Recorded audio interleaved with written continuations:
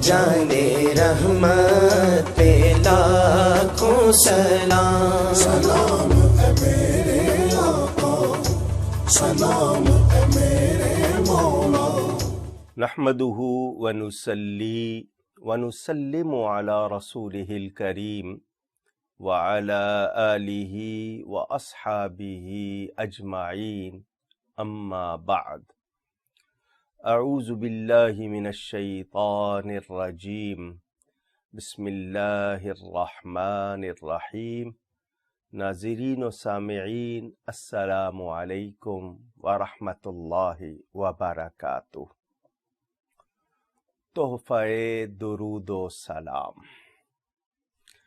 میرے پیارے نبی پاک صلی اللہ علیہ وآلہ وسلم کی ولادت شریفہ کے مبارک مہینے میں آپ کے سامنے درود و سلام کے حوالے سے کچھ گفتگو کرنا چاہتا ہوں۔ یہ آسمانی تحفہ ہے، اللہ تعالیٰ کی عطا ہے، میرے پیارے نبی پاک صلی اللہ علیہ وآلہ وسلم کی شان ہے، خصوصیت ہے، اور ان کی وجہ سے ہم پر ایک خاص انعام ہے، اس لیے میں نے اسے تحفہ کہا ہے۔ قرآن کریم کی آیت ہے، ان اللہ و ملائکتہ یصلون علی النبی یا ایہا الذین آمنوا صلوا علیہ وسلموا تسلیما۔ بے شک اللہ تعالی اور اس کے فرشتے درود بھیجتے ہیں غیب بتانے والے نبی صلی اللہ علیہ وسلم پر۔ اے ایمان والو، تم ان پر درود بھیجو، سلام بھیجو۔ سلام بھیجنا یعنی خوب سلام بھیجو۔ اس کی تعمیل میں اس حکم کو مانتے ہوئے ہم عرض کرتے ہیں، اللہم صلی وسلم وبارک علی سیدنا و شفیعنا و حبیبنا و مولانا محمد وعلی آلہ و اصحابہ۔ اور ان الفاظ میں الصلاۃ والسلام علیک یا رسول اللہ، الصلاۃ والسلام علیک یا حبیب اللہ، الصلاۃ والسلام علیک یا رحمۃ للعالمین وعلی آلک واصحابک یا شفیع المذنبین۔ اللہ تعالی نے اس حکم کو ارشاد فرماتے ہوئے یہ فرمایا کہ بے شک اللہ تعالی اور اس کے فرشتے، یعنی یہ وہ کام ہے جو خود رب تعالی کرتا ہے اور اس کے فرشتے بھی کرتے ہیں۔ اللہ تعالی اپنا ذکر فرما رہا ہے، اپنے فرشتوں کا ذکر فرما رہا ہے، اور پھر فرما رہا ہے اے ایمان والو۔ یا ایہا الناس نہیں فرمایا اے لوگو، بلکہ اے ماننے والو، اے وہ لوگو جو مان کر ایمان لا کر ہمارے ہو چکے ہو، تم بھی ان پر درود بھیجو۔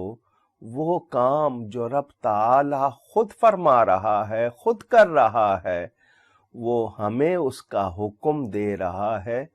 اگر ایمان والا سمجھے تو یہ اتنی بڑی عزت ہے، اتنی بڑی سعادت ہے، جس کا اندازہ لفظوں میں، گنتی میں کیا ہی نہیں جا سکتا۔ میں نے ایک حدیث شریف پڑھی تھی، ترمذی میں ہے، صحاح کی بڑی مشہور کتاب، مشکات شریف میں ہے۔ حضرت ابی ابن کعب رضی اللہ تعالی عنہ صحابی ہیں میرے پیارے نبی پاک صلی اللہ علیہ وآلہ وسلم کے۔ قال، وہ کہتے ہیں، قلت یا رسول اللہ انی اکثر الصلاۃ علیک فکم اجعل لک من صلاتی۔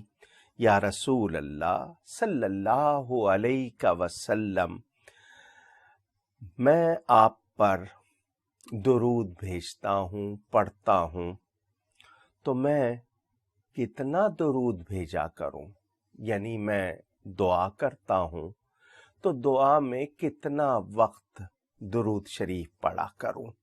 فقال ما شئت، میرے پیارے آقا کریم صلی اللہ علیہ وآلہ وسلم نے فرمایا جتنا چاہو، یعنی جتنا تم چاہو پڑھ لیا کرو۔ میں نے عرض کیا قلت ربع، میں چوتھا حصہ یعنی دعا کر رہا ہوں تو اس کا ایک حصہ درود پڑھوں اور باقی میں حاجات پیش کروں۔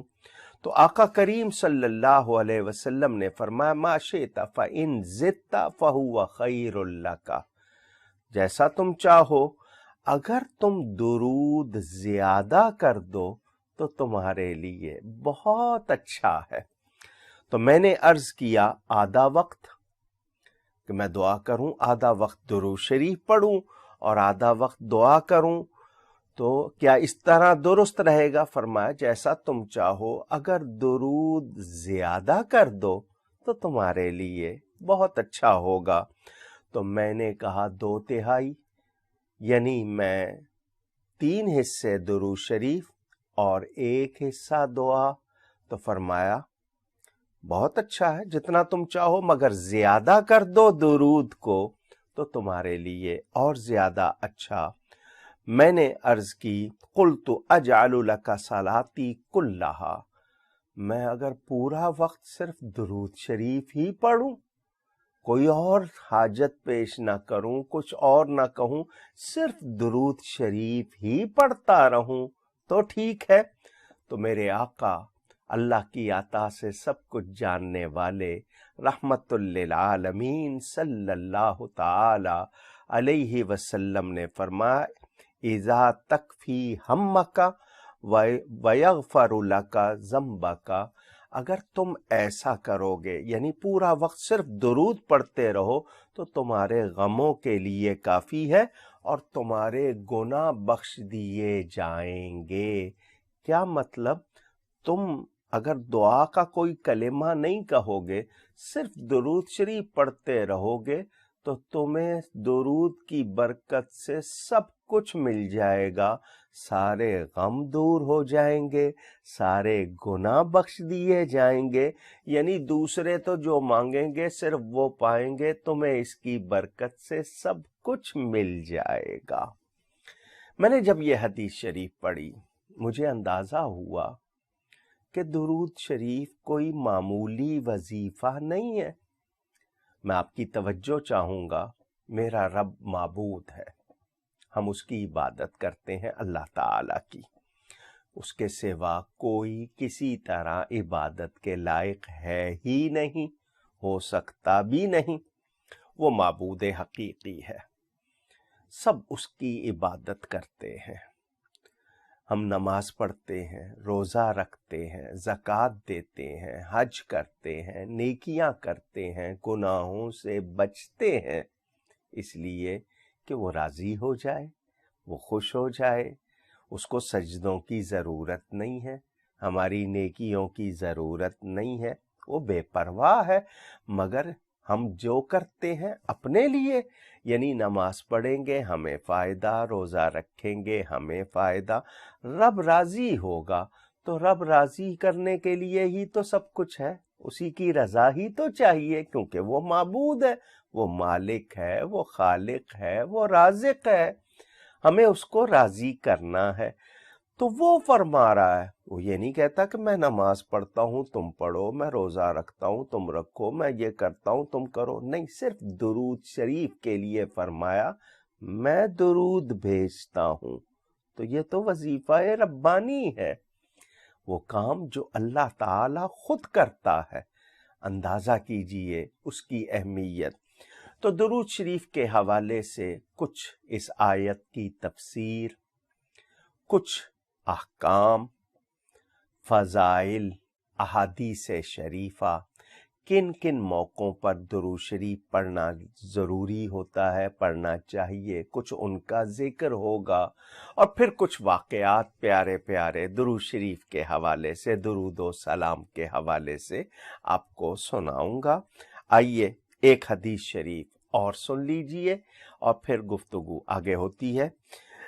حضرت ابو طلحہ رضی اللہ تعالی عنہ سے مروی، یہ جب ہم مروی راوی کا ذکر کرتے ہیں کہ انہوں نے روایت کی، تو روایت یعنی سن کر یا دیکھ کر آگے بیان کرنا۔ تو نبی کریم صلی اللہ علیہ وآلہ وسلم کے بارے میں وہ فرماتے ہیں کہ میرے آقا تشریف لائے تو بہت ہی حشاش تھے، یعنی خوش تشریف لائے، اور فرمایا جبریل امین میرے پاس آئے اور انہوں نے مجھے آ کر بتایا کہ میرا رب کیا فرماتا ہے، اما یردی کا یا محمد صلی اللہ علیہ وسلم اللہ یصلی علیک احد من امتک الا صلیت علیہ عشرا ولا یسلم علیک احد من امتک الا سلمت علیہ عشرا۔ اے میرے پیارے نبی صلی اللہ علیہ وسلم، کیا آپ اس پر راضی نہیں کہ آپ کی امت کا کوئی آپ پر درود بھیجے تو میں اس پر 10 مرتبہ درود بھیجوں، اور آپ کی امت کا کوئی آپ پر سلام بھیجے تو میں اس پر 10 مرتبہ سلام بھیجوں۔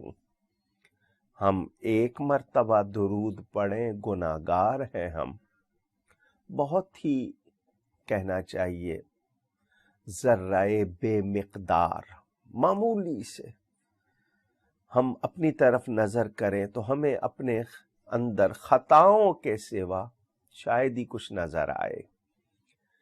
ہم 1 مرتبہ اللہ کے حبیب کریم صلی اللہ علیہ وسلم پر درود و سلام بھیجیں تو وہ رب جو پوری کائنات کا رب ہے وہ ہم پر 10 مرتبہ درود اور 10 مرتبہ سلام بھیجے، کیا ہم پھر اس کے بعد بھی کسی اور چیز کی تمنا کر سکتے ہیں؟ ذرا سوچئے، اندازہ کیجئے کتنی رحمت ہے، کتنا انعام ہے۔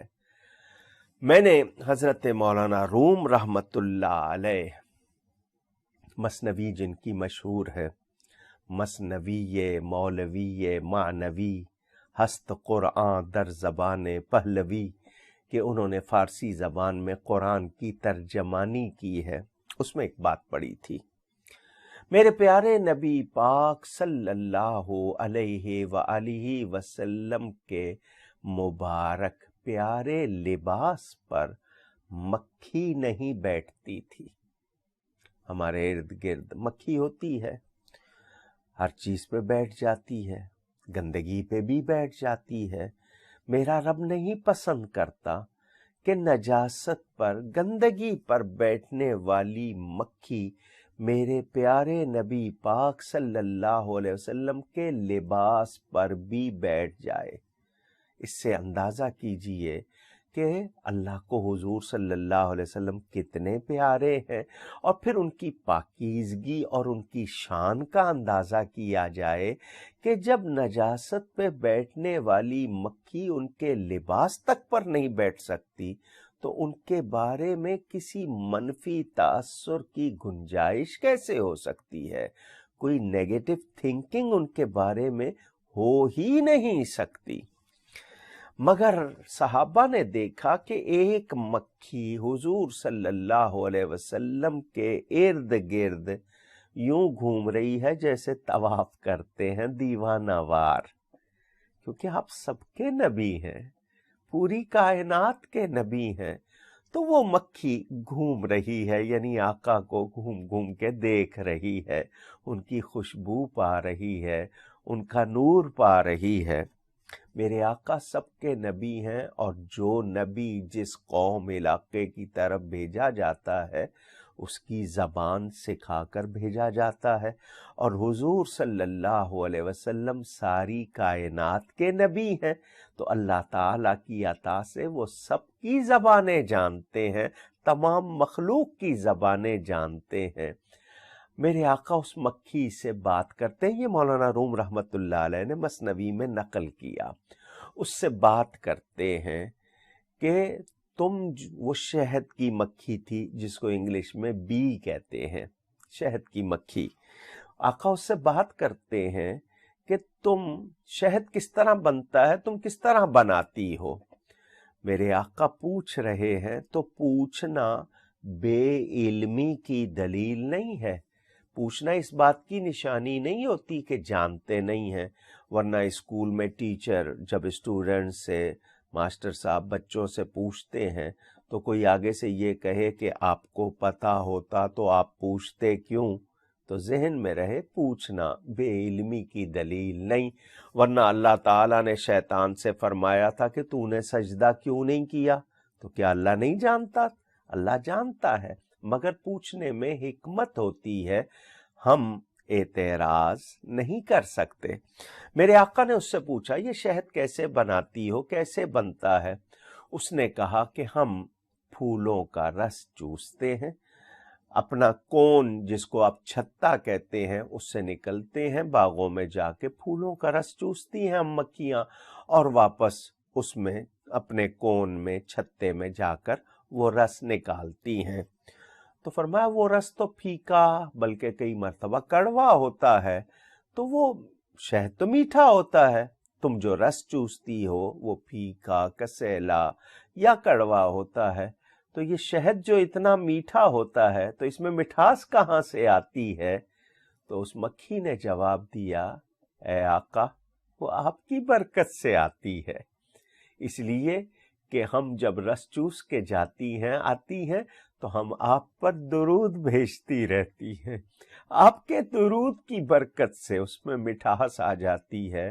وہ شہد جس کو قرآن میں تمام بیماریوں کے لیے شفا فرمایا گیا، یہ مٹھاس آپ پر درود و سلام پڑھنے سے آتی ہے۔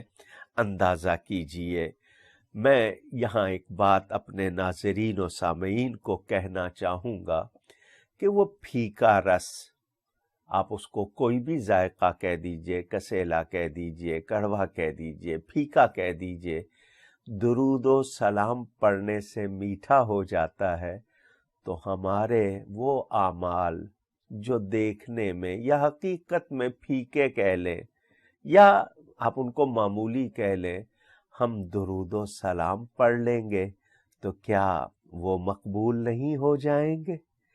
یعنی جس طرح پھیکا رس درود و سلام کی برکت سے میٹھا ہو جاتا ہے، ہم جو نیک کام کرتے ہیں درود و سلام کے ساتھ وہ کتنے اچھے ہو جائیں گے، ان میں کتنا اثر آ جائے گا۔ تو یہ تحفہ درود و سلام، اندازہ کیجئے کتنی بڑی یہ نعمت ہے اللہ تعالی کی عطا سے۔ اس میں بہت سی باتیں ہیں، میں مختصر نشستوں میں آپ کے سامنے ان کو دہراؤں گا تاکہ آپ کو اندازہ ہو کہ یہ درود شریف، درود و سلام کتنا بڑا تحفہ ہے۔ ہم اگر اس کی باقاعدگی کریں، یعنی اس کو روز پڑھا کریں، ہمیں اندازہ نہیں کہ ہماری جھولی کتنی نعمتوں سے بھر جائے گی، رحمتوں سے بھر جائے گی۔ میں نے اور آپ نے اس کی کوشش کرنی ہے۔ آج کی نشست کا وقت پورا ہوا، گفتگو میں مجھ سے کوئی غلطی ہوئی ہو اللہ کی بارگاہ میں توبہ کرتا ہوں۔ انشاءاللہ آئندہ نشست میں ملاقات ہوگی، پھر درود شریف پڑھتے ہوئے اختتام کرتے ہیں۔ الصلاۃ والسلام علیک یا رسول اللہ وعلی آلک واصحابک یا حبیب اللہ، والسلام علیکم ورحمۃ اللہ وبرکاتہ۔ مصطفیٰ جانے رحمت پہ لاکھوں سلام، سلام اے میرے آقا، سلام